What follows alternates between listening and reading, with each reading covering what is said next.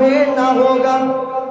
حضرت اسماعیل علیہ السلام نے جو اللہ نے امتحان مانگا، حضرت اسماعیل علیہ السلام ہر امتحان پر بھی پورے اترے۔ جیسے ان کے والد ہر امتحان میں کامیاب ہوئے، ایسے ہی حضرت اسماعیل علیہ السلام بھی ہر امتحان میں کامیاب ہوئے۔ محترم سامعین، حضرت اسماعیل علیہ السلام حضرت ابراہیم علیہ السلام رات کو سوئے، 7 ذی الحجہ کا وقت تھا۔ جب صبح کو بیدار ہوئے، اپنا خواب سنایا، فرمایا کہ رات مجھے خواب آیا کہ اللہ تعالیٰ نے ارشاد فرمایا، اے ابراہیم، اپنی محبوب چیز جو تجھے سب سے زیادہ محبوب ہے اسے میرے راستے میں قربان کر دے۔ حضرت ابراہیم علیہ السلام نے صبح کو 100 اونٹ جو ہے وہ اللہ کے راستے میں قربان کر دیے۔ دوسری رات پھر خواب آیا تو حضرت ابراہیم علیہ السلام نے دوسری رات پھر 100 اونٹ جو ہے وہ اللہ کے راستے میں قربان کر دیے۔ تیسرے رات پھر خواب آتا ہے، حضرت ابراہیم علیہ السلام جب صبح کو بیدار ہوئے، سوچا کہ مجھے سب سے زیادہ محبوب چیز کون سی ہے، تو سوچ اور بچار کرنے کے بعد حضرت ابراہیم علیہ السلام کو یہ محسوس ہوا کہ مجھے سب سے زیادہ جو چیز محبوب ہے وہ مجھے 7 سال کا میرا بچہ حضرت اسماعیل علیہ السلام ہے۔ ذہن میں خیال آیا کہ اللہ تعالیٰ جو ہے مجھ سے اس کی قربانی چاہتے ہیں۔ اپنے گھر آئے، آ کر اپنی بیوی حضرت حاجرہ علیہ السلام سے کہا کہ میرے چھوٹا سا بچہ اس کو نہلا دھلا کر تیار کر دو۔ ماں نے کہا اس کو کہاں لے کر جانا ہے؟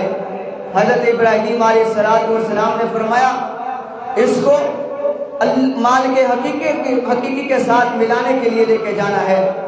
حضرت ابراہیم علیہ السلام کی بیوی نے نہلا دھلا کر غسل دوا کر ان کو نئے کپڑے پہنا کر تیار کر دیا۔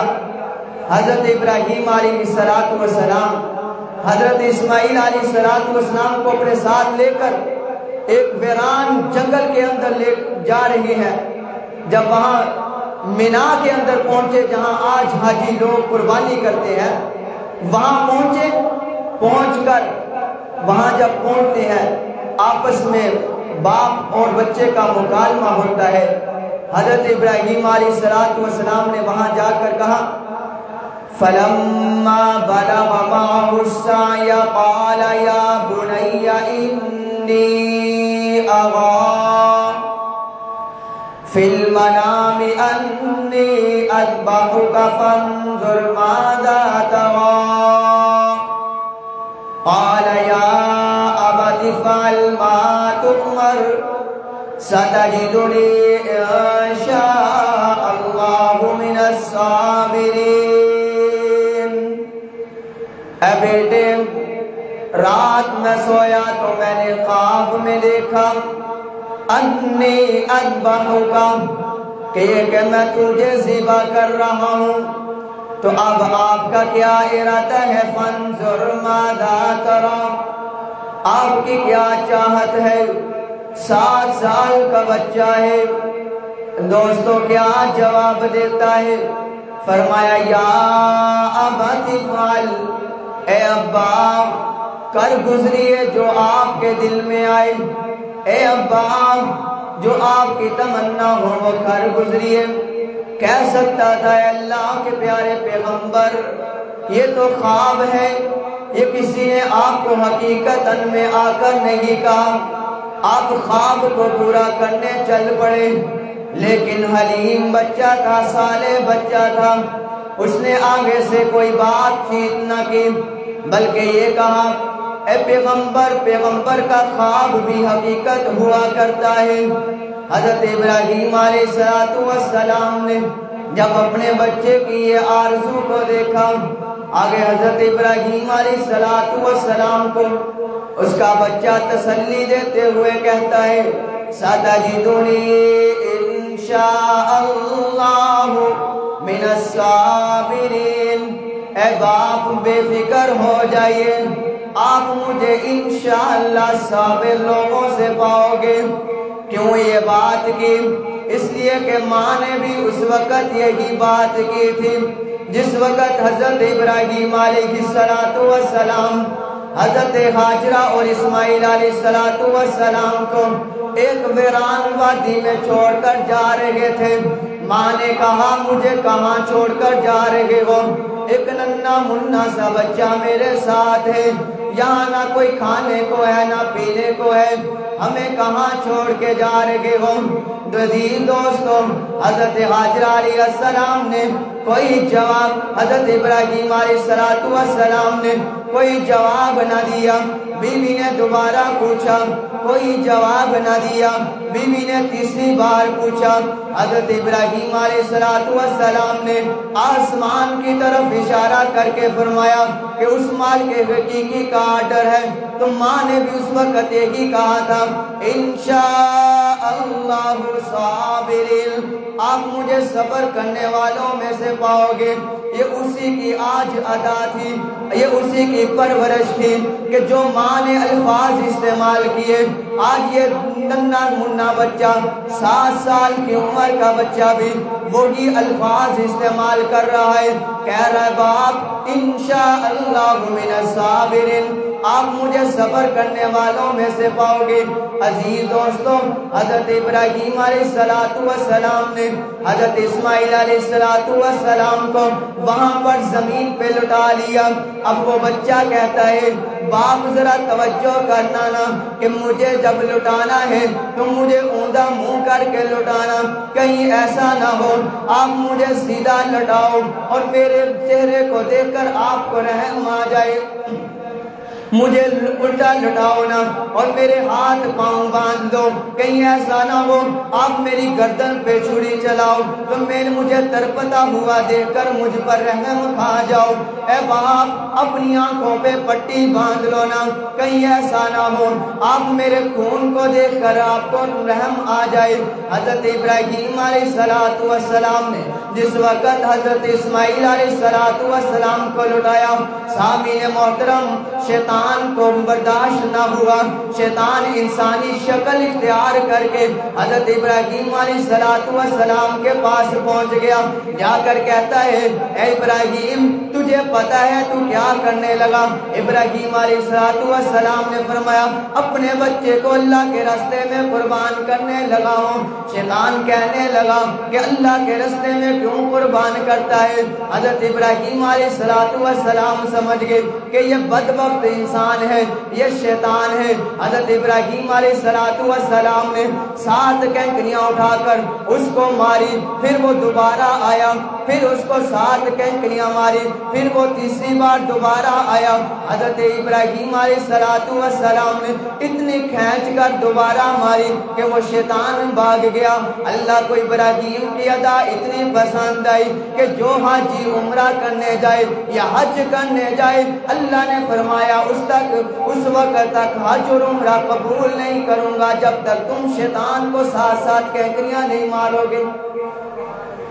حضرت ابراہیم علیہ السلام نے جب شیطان کو بھگایا، اب شیطان نے سوچا کہ اس کی ماں کے پاس جاتا ہوں، کیونکہ عورت جو ہوتی ہے وہ کمزور دل ہوتی ہے۔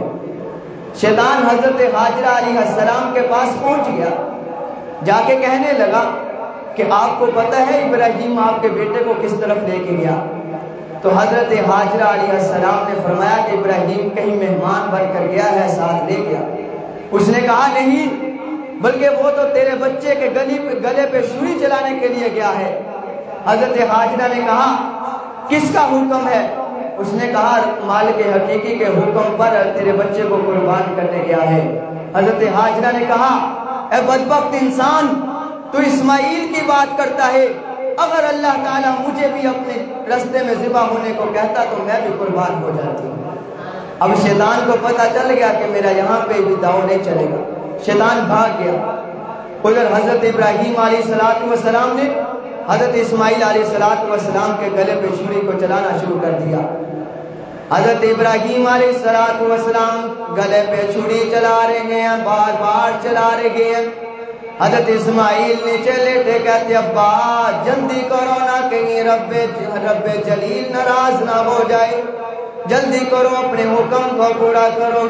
حضرت ابراہیم علیہ السلام زور لگاتے ہیں، بار بار چھری چلا رہے ہیں۔ عزیز دوستوں چھری نہیں چلتی۔ حضرت اسماعیل علیہ السلام نے فرمایا باپ اسے تیز کر لو نا۔ حضرت ابراہیم علیہ السلام ذرا دور گئے، ایک پتھر پڑا تھا، پتھر پہ چھری کو مارا تو پتھر 2 ٹکڑے ہو گیا۔ حضرت ابراہیم علیہ السلام نے فرمایا اب پتھر پہ تو چلتی ہے، گلے پہ کیوں نہیں چلتی؟ اس نے کہا مجھے رب جلیل کا حکم ہے کہ اسماعیل کی گردن کو نہیں کاٹنا۔ جب اللہ کا حکم آ جائے تو چھری بھی چلنا چھوڑ دیتی ہے، کاٹنا چھوڑ دیتی ہے۔ تو حضرت اسماعیل علیہ السلام کی جب گردن نہیں کٹی، اللہ تعالیٰ نے جب دیکھا فرمایا قد صدقت الرؤیا انا کذالک نجزی المحسنین۔ اے ابراہیم تو نے اپنے خواب کو سچ کر دکھایا، اب تے اوپر کو دیکھ۔ جب حضرت ابراہیم علیہ السلام نے اوپر کو دیکھا تو حضرت جبریل علیہ السلام ایک جنت کا دمبا لے کر وہاں کھڑے تھے، فرما رہے تھے اللہ اکبر اللہ اکبر۔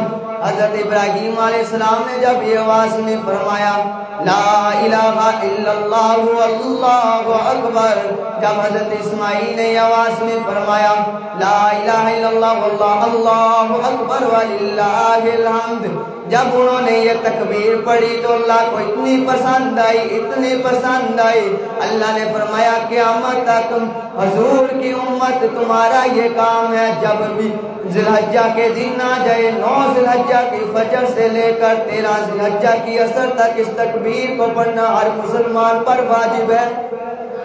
اللہ کے نبی علیہ السلام کی امت پر حضرت ابراہیم علیہ السلام کی اس ادا کو اللہ نے واجب کر دیا، اور پھر حضرت ابراہیم علیہ السلام نے اس دمبے کو ذبح کیا، اللہ تعالیٰ نے اس قربانی کے سلسلے کو قیامت تک کے لیے برقرار رکھ دیا۔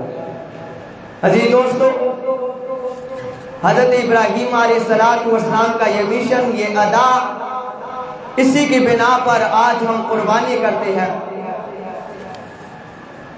مالک حقیقی نے انسان کو دنیا میں ایک خاص مشن اور واضح مقصد کے لیے بھیجا ہے۔ وہ خاص مشن اور واضح مقصد وہ ہدایت ہے۔ ہر انسان جو ہے وہ اپنے مشن کو کامیاب کرنے کے لیے ہمیشہ 2 چیزیں اختیار کرتا ہے، ایک توجہ ہوتی ہے اور دوسرا جو ہے وہ ایثار اور قربانی ہوا کرتی ہے، کہ آج اگر کسی نے اپنی اولاد کی تربیت کرنی ہے تو اس کو اولاد کی تربیت کے لیے توجہ کی بھی ضرورت ہوگی، ایثار اور قربانی کی بھی ضرورت ہوگی۔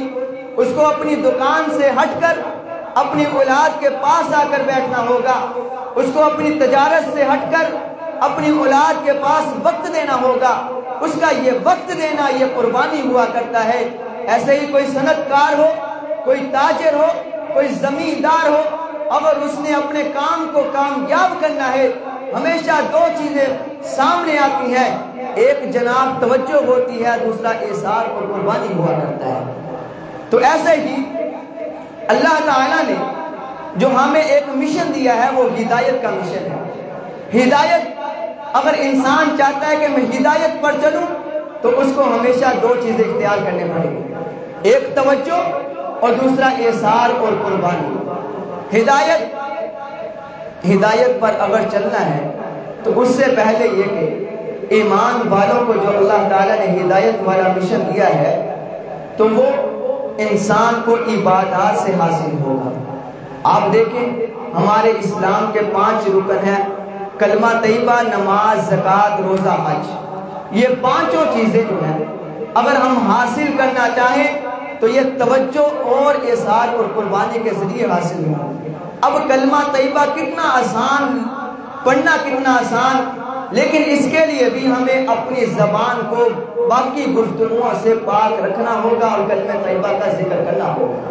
ہماری توجہ جو ہے وہ کلمہ طیبہ پر ہوگی اور ہمیں اس کے لیے وقت نکالنا پڑے گا، یہ وقت نکالنا ہمارا لیے قربانی ہوگا۔ اسی طرح نماز ہے، جب نماز کا وقت ہوتا ہے تو مسلمان اپنے گھر کو چھوڑ کر آتا ہے، دکان کو چھوڑ کر آتا ہے، تجارت کو چھوڑ کر آتا ہے، ہر طرح کی چیز کو چھوڑ کر ایک نماز کی طرف متوجہ ہو جاتا ہے اور وقت نکالتا ہے، اور وہ وقت جو ہے اس کا احسان اور قربانی ہوا کرتا ہے۔ ایسے ہی زکوٰۃ ہے، مال انسان جب اپنے قیمتی مال میں سے پیسے جو ہے وہ اللہ کی راہ میں دیتا ہے، یہ اس کے لیے قربانی ہوتی ہے کہ وہ اپنے مال میں سے اللہ کے راستے میں دیتا ہے، یہ اس کی قربانی ہے۔ اور روزہ جو ہے وہ بھوک پیاس برداشت کر کے وہ ایک روزہ رکھتا ہے، تو عزیز دوستو اس کی ایک قربانی ہوا کرتی ہے۔ ایسے ہی حج ہے، حج کے اندر ہر طرح کی چیز پائی جاتی ہے، انسان کی جسمانی، مالی اور انسان کی وقت کی ہر طرح کی مشقت سامنے آتی ہے۔ انسان اپنے گھر کو، رشتہ داروں کو، تجارت کو، ہر چیز کو، وطن کو چھوڑ کر ایک مخصوص جگہ پر جا کر لبیک لبیک اللہم لبیک کے نعرے لگاتا ہے، اور اللہ تعالیٰ سے کہتا ہے اے اللہ میں تیرے در پہ آ چکا ہوں، بال بڑھ جائیں تو بڑھ جائیں، ناخن بڑے ہو جائیں تو ہو جائیں، میں پسینے میں ڈوب جاؤں تو ڈوب جاؤں، لیکن تیرے در پہ آ چکا ہوں۔ اب وہ کبھی بیت اللہ کا طواف کرتا ہے، کبھی جناب غلاف کعبہ کو چمٹ کر دعائیں کرتا ہے، کبھی وہ مینا میں جاتا ہے، کبھی مزدلفہ میں جاتا ہے، کبھی عرفات میں جاتا ہے، جناب وہ کبھی شیطان کو کینکریاں مارتا ہے، وہ اللہ تعالیٰ کی کہی ہوئی ہر ادا کو جناب وہ پورا کرتا ہے، اور وہ اپنے ہر طرح کے جذبات کو کھیل کر قربان کر کے اللہ تعالیٰ کو راضی کرنے کی کوشش کرتا ہے۔ یہ انسان کو اللہ تعالیٰ نے 5 چیزیں ایسے دی ہیں کہ ہم اسی سے حاصل کر سکتے ہیں کہ ہم اگر چلنا چاہیں تو احسان اور قربانی اور توجہ 2 چیزوں کی ہمارے لیے ضرورت ہے۔ اور دوسرے نمبر پہ اللہ تعالیٰ نے قرآن مجید میں فرمایا قُلْ إِنَّ صَلَاتِي وَنُسُكِي وَمَحْيَايَ وَمَمَاتِي لِلَّهِ رَبِّ الْعَالَمِينَ، کہ آپ کی قربانی، آپ کی نماز، آپ کی قربانی، آپ کی زندگی، آپ کی موت، یہ سب کچھ اللہ کے لیے۔ فَصَلِّ لِرَبِّكَ وَانْحَرْ، نماز قائم کرو اور قربانی کرو اپنے رب کے لیے۔ اب آپ دیکھیں ایک آیت ہے، اس میں اللہ تعالیٰ نے 4 چیزوں کو بیان فرمایا، ایک نماز، قربانی، زندگی اور موت۔ اللہ تعالیٰ ہمیں یہ سمجھانا چاہتے ہیں کہ دیکھو نماز ہے تو نماز کے لیے زندگی کا ہونا ضروری ہے، قربانی ہے تو قربانی کے لیے موت کا ہونا ضروری ہے۔ اگر آپ دیکھیں زندگی ہوگی تو نماز ادا کرو گے، موت ہوگی تو قربانی ہوگی۔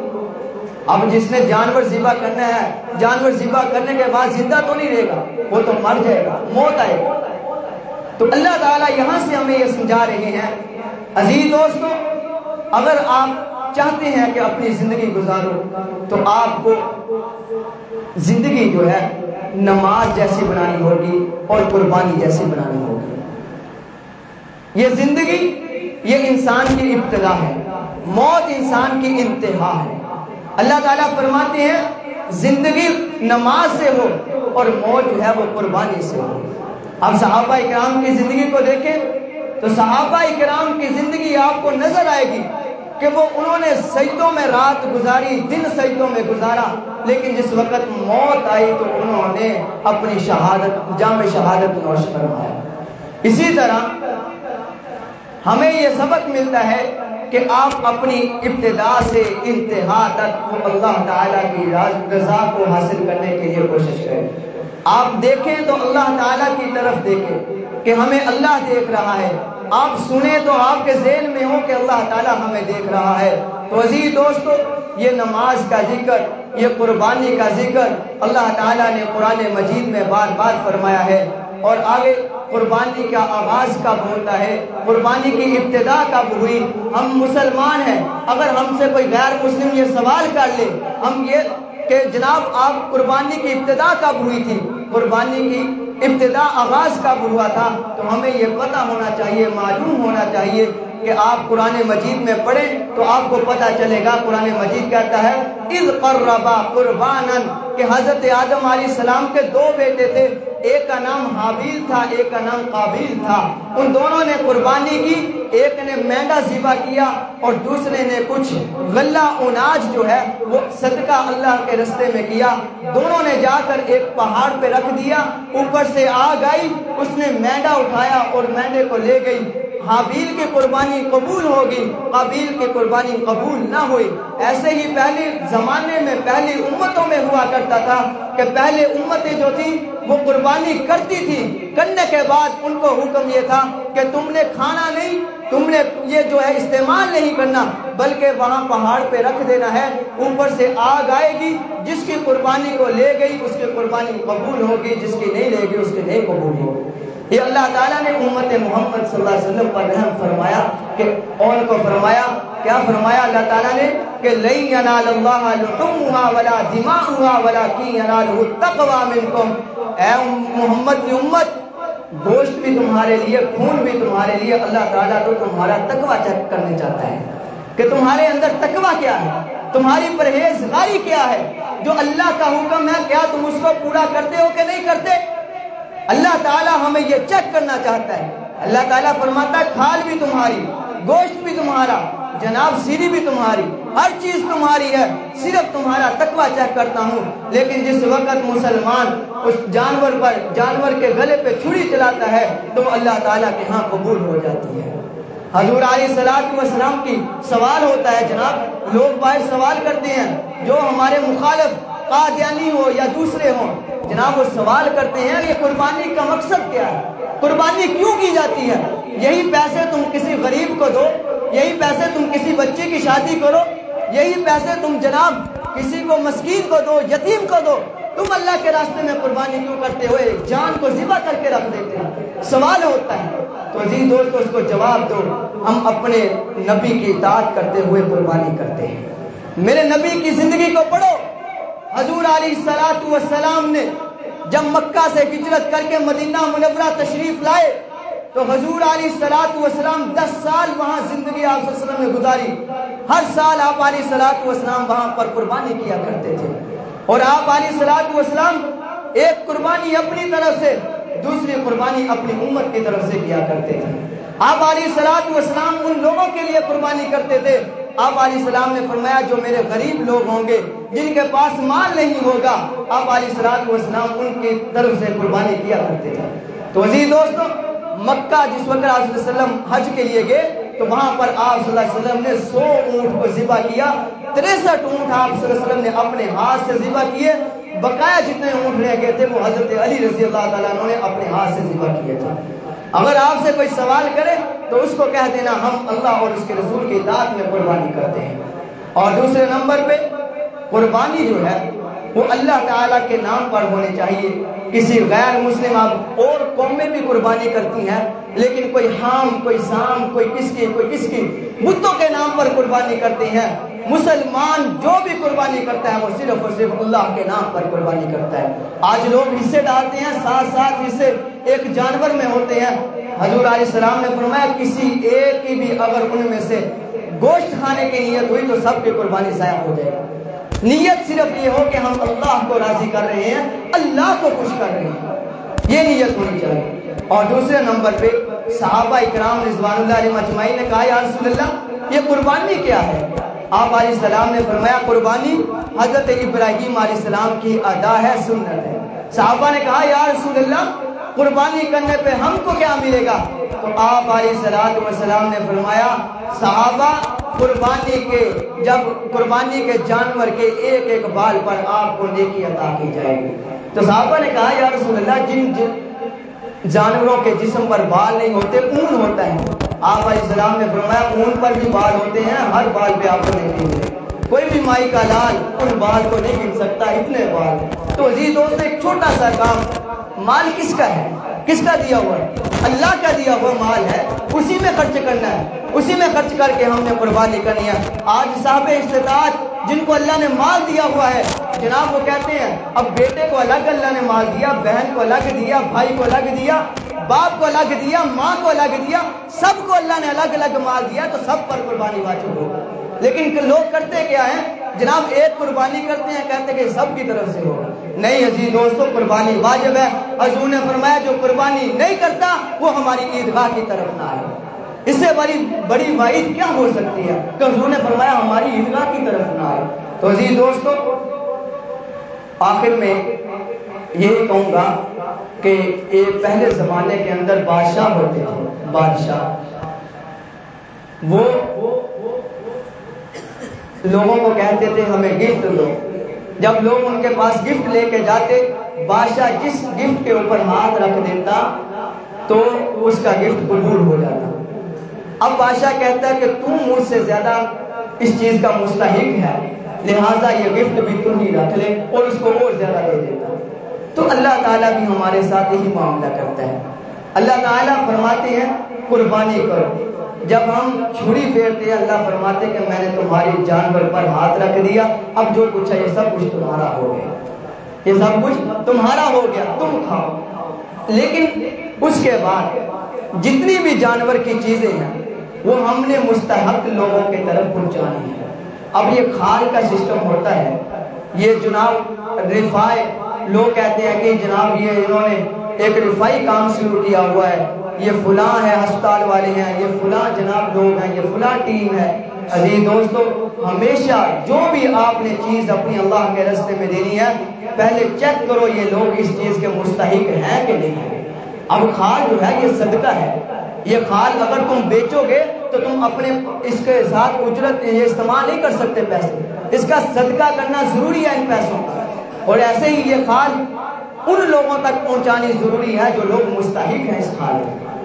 تو آپ لوگوں کے پاس لوگ آئے، یہ قادیانی آ جاتے ہیں جو مسلمان ہی نہیں، یہ کافر یہ شیعہ لوگ بھی دوسرے قسم تیسرے قسم کے لوگ آ جاتے ہیں جو اس چیز کے مستحق ہی نہیں ہیں، تو آپ ان کو کھال دے دیں تو آپ کی تو قربانی ضائع ہو جائے گا۔ تو اس لیے ہمیشہ ان باتوں کا خیال رکھیں کہ اپنی کھال اپنی ہر چیز جو ہے صدقہ زکوٰۃ جو ہے اس لوگوں تک پہنچائیں جو لوگ اس چیز کے مستحق ہوں۔ تو آپ سب سے بہترین جو مصرف ہے وہ مدارس ہے، مدارس کے طلباء کرام ہیں، مدارس کے بچے ہیں جو صبح سے شام تک قرآن مجید پڑھتے ہیں، جو صبح سے شام سے قال قال رسول اللہ صلی اللہ علیہ وسلم کے آوازیں لگاتے ہیں۔ تو عزیز دوستو، ہمارے ادھر اس مسجد میں بھی انتظام ہوگا کھالوں کا، اگر کوئی شخص مسجد میں کھال بھیجنا چاہے تو وہ بھیج سکتا ہے، تو انشاءاللہ آپ کی کھال جو ہے وہ صحیح مصرف پر استعمال ہوگی، مستحق لوگوں کے پاس جائے گی۔ اللہ تعالیٰ ہمیں اس بات کی عمل کرنے کی توفیق عطا فرمائے۔ نیت سن لیں، نماز عید الاضحیٰ 6 تکبیر زائد کے ساتھ 2 رکعت نماز عید الاضحیٰ واجب 6 تکبیر زائد کے ساتھ، پہلی رکعت کے اندر تکبیر تحریمہ کہنے کے بعد ثنا پڑھی جائے گی، اس کے بعد 3 تکبیرات زائد کہی جائیں گی۔ پہلی تکبیر کے بعد ہاتھ چھوڑ دیا جائے گا، دوسری کے بعد بھی ہاتھ چھوڑ دیا جائے گا، تیسری تکبیر کے بعد ہاتھ باندھ لیے جائیں گے اور امام قرات کرے گا، حسب معمول سجدہ رکوع ہوگا، پھر دوسری رکعت کے لیے کھڑا ہونا ہوگا، اس کے اندر امام پہلے قرات کرے گا، اس کے بعد 3 تکبیریں زائد کہی جائیں گی۔ پہلی تکبیر کے بعد ہاتھ چھوڑ دینا، دوسری کے بعد بھی ہاتھ چھوڑ دینا ہے، تیسری کے بعد بھی ہاتھ چھوڑ دینا ہے، چوتھی کے بعد جب تکبیر کہی جائے گی تو پھر رکوع میں چلے جانا ہے، حسب معمول رکوع اور سجدہ ہوگا۔ صف درست فرمائیں۔